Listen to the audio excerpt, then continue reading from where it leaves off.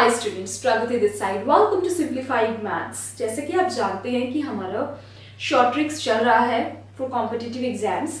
सो आज हम डिस्कस करेंगे फंक्शंस की शॉर्ट ट्रिक। आज हम 2 ट्रिक्स डिस्कस करेंगे। ध्यान रखना, आज हम 2 ट्रिक डिस्कस करेंगे, फंक्शंस की trick 1 and trick 2। So let's get started. So these are my 3 questions of 2 tricks. Let's C.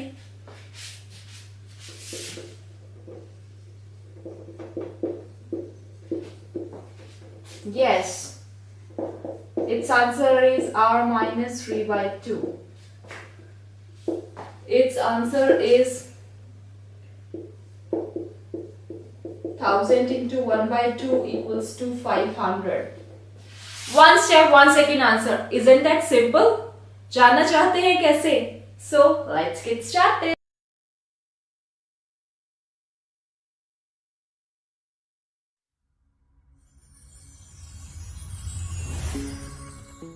What's the trick?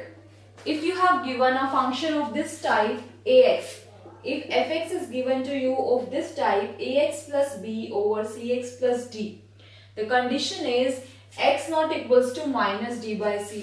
अगर x को आप minus d by c रखते हैं तो ये बन गया minus d plus d, that is 0, means denominator 0 हो जाएगा, which is undefined. So, अगर आपका कोई भी फंक्शन है of this type ax plus b over cx plus d where x not equals to minus d by c, तो उसकी range होगी r minus a by c, right? So this is the short trick. अगर range निकालनी है तो simply r minus a by c, right? All the real numbers minus this number, right? इसका मतलब यही है. So first question is, if you have given fx equals to 3x minus 2 over 4x plus 5 and it is given to you x not equals to minus 5 by 4, क्योंकि minus 5 by 4 हो जाएगा तो denominator 0 हो जाएगा, तो आपको इसकी range बतानी है. तो रेंज क्या होगी इस फंक्शन की? r minus a by c. a here is 3 and c here is 4. Simple. One step, 1 second answer. Second question is, if you have given fx equals to 3x plus 5 over 2x minus 1 where x not equals to 1 by 2, तो इसमें आपको range बतानी है. तो range क्या होगी? all the real numbers minus a by c. a is 3 and c is 2. ठीक है, डायरेक्ट आंसर आ गया. नाउ प्रॉपर मेथड जो सीबीएसई में अप्लाई होता है, सीबीएसई में क्वेश्चन जरूर आता है रेंज का. सो प्रॉपर मेथड में हम क्या करते हैं,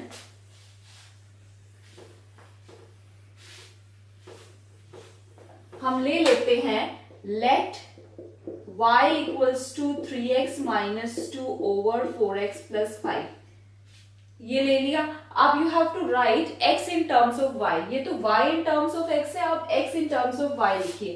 सबसे पहले क्रॉस मल्टीप्लाई कीजिए. 4xy plus 5y equals to 3x minus 2. ठीक है, इधर ले आओ, एक तरफ ले आओ. 4xy plus 5y minus 3x plus 2 equals to 0. अब मुझे x in terms of y लिखना है, सो x के टर्म्स इधर रखो और बाकी टर्म्स उधर ले जाओ. That is 4xy minus 3x equals to minus of 5y plus 2. x common ले लो. 4y minus 3 equals to minus of 5y plus 2. अब x की वैल्यू निकालो. x क्या हो जाएगा? 5y plus 2 by 3 minus 4y. ठीक है, माइनस को एडजस्ट कर दिया. इधर 4y माइनस 3 था तो मैंने 3 माइनस 4y लिख लिया. ठीक है, अब ये किस कंडीशन में डिनोमिनेटर 0 नहीं होगा?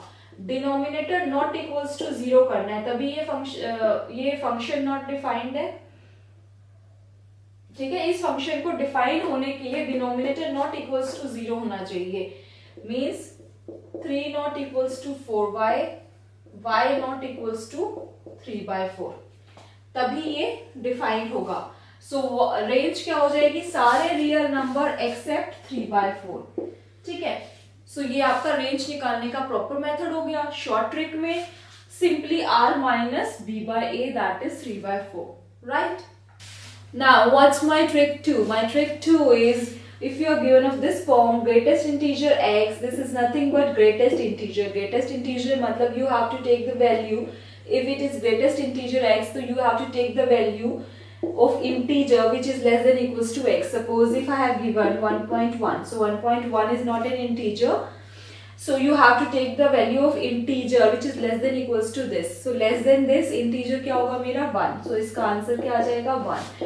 अगर मुझे 2 की लेनी है ग्रेटेस्ट इंटीजर, सो ये तो ऑलरेडी एक इंटीजर है, so your answer is 2 only. Similarly if I take 2.5, so 2.5 की 2.5 is not an integer, so 2.5 का ग्रेटेस्ट इंटीजर क्या हो जाएगा 2. इससे छोटा जो भी पहला इंटीजर आ रहा है वो.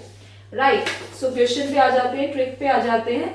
अगर आपको इस टाइप की फॉर्म गिवन है greatest integer x plus greatest integer x plus 1/n plus greatest integer x plus 2/x plus up to so on greatest integer x plus n minus 1/x, तो इसका सिंपली आंसर होगा greatest integer nx. Means n को x से multiply करो और उसका greatest integer ले लो.